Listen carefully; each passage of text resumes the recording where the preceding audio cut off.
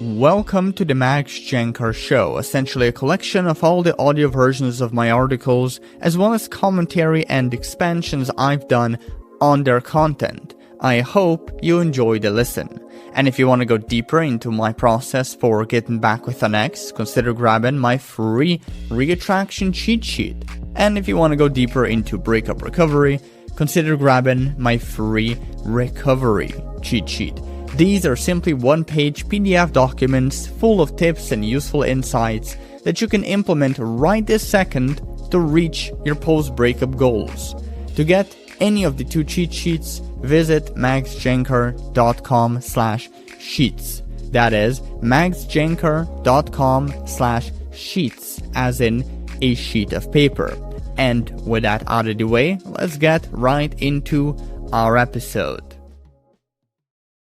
The Inferiority Gap by Max Jancar.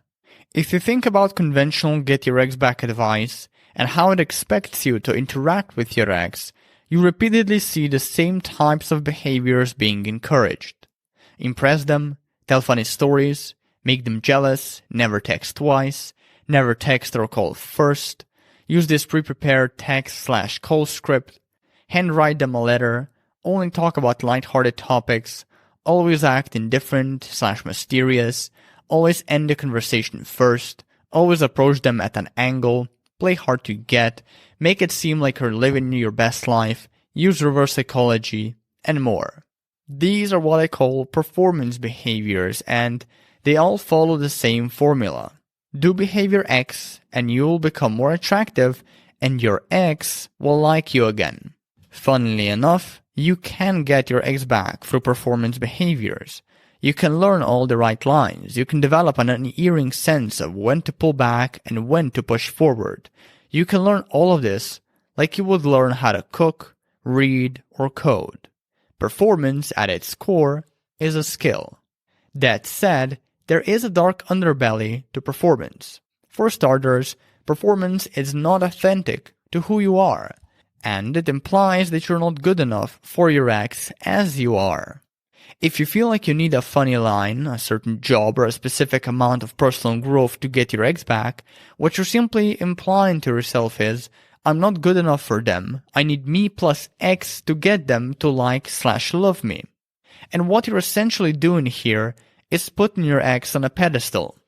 You care more about what they think, feel, and how they perceive you than what you think, feel, and how you perceive yourself. Wordiness-wise, your perception is, my ex is above me, I'm below them. And so there's a gap between your perceived worth and their perceived worth, and I call this the inferiority gap.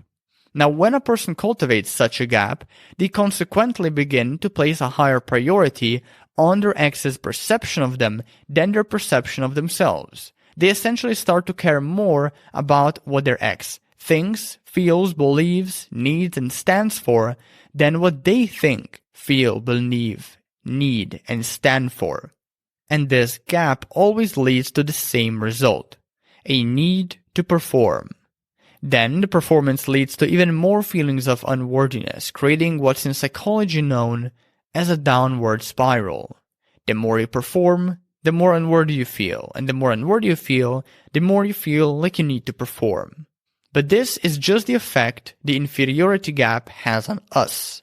There's also its impact on our ex that's worth noting. But to understand it, we need to grasp some fundamental knowledge of what makes a person attractive. To make a long story short, the one trait all men and women across the board find attractive, regardless of culture or time period, is the perception of social status. And the way people judge and determine social status is by looking at one's behavior. So your ex will mainly look at your behavior to judge how much or how little social status you have. But how can you know what behavior then determines how much status you have? Well, chew on the following example.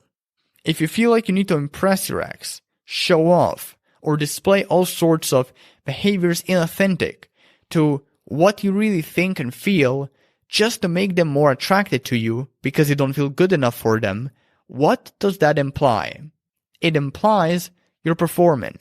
So eventually what happens is that they detect you're performing because, let's be honest, your ex is not stupid and it's just not hard. Next, they notice that you're not being real, that you're not being true to yourself, and that you don't ultimately feel good enough for them. Otherwise, why perform in the first place? And what does that imply? It implies you're needy. And what does it mean when you're perceived as needy? It means you're almost certainly displaying needy and unattractive behavior, which will inevitably squash your ex's attraction and get them to reject you. And this, dear reader, is the whole irony of conventional get your ex back advice. The more you perform, the more inauthentic you are, the wider your inferiority gap gets, the more needy behaviors you display, and the more attractive you come across. Whereas the less you perform, the more authentic you are, the narrower your inferiority gap gets, the less needy behaviors you display, and the more attractive you come across. And no, you can't hide the fact that you're performing. Your ex isn't stupid. Eventually, they will detect it and lose attraction for you. So now the question is, how do you close your inferiority gap and stop performing all the damn time?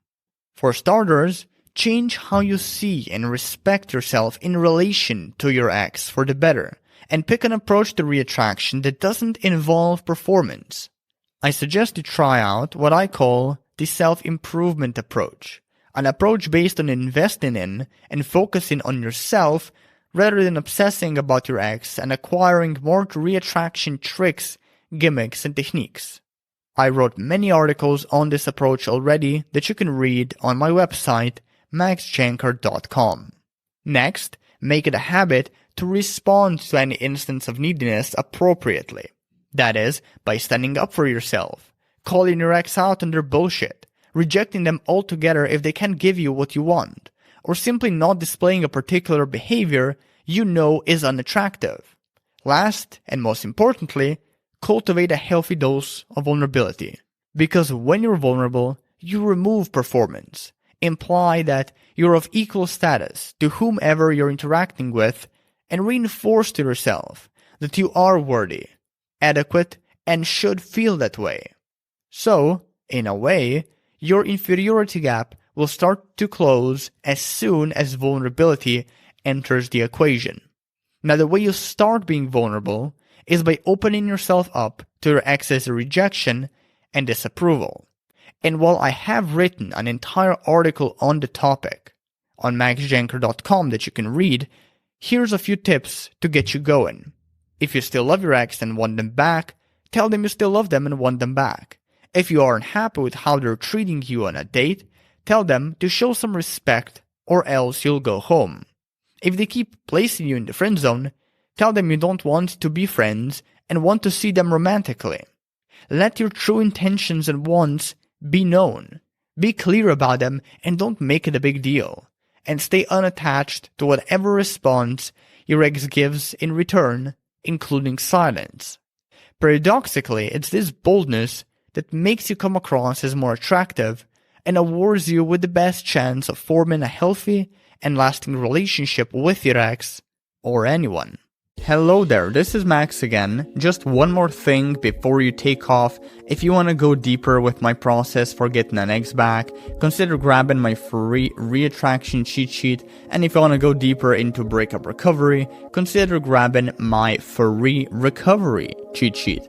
These are simply one-page PDF documents full of tips and useful insights that you can implement right this second to reach your post-breakup goals. So to get any of the two cheat sheets, just visit maxjancar.com/sheets. That is maxjancar.com/sheets, as in a sheet of paper. With that out of the way though, thank you for tuning in and take care.